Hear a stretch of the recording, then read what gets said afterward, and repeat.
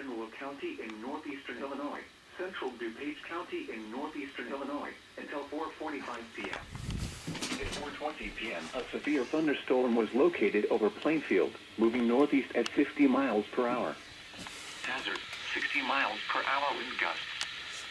Source, radar indicated. Impact, expect damage to roofs, siding, and trees.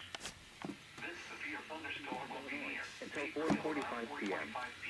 At 4:20 p.m., a severe thunderstorm was located over Plainfield, moving northeast at 50 miles per hour.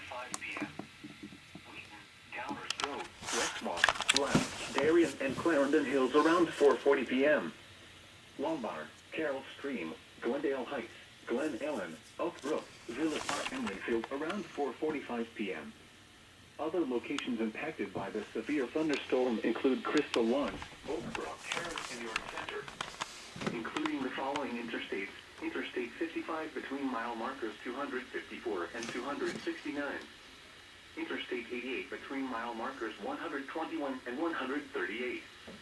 Interstate 355 between mile markers 13 and 26. For your protection, move to an interior room on the lowest floor of a building.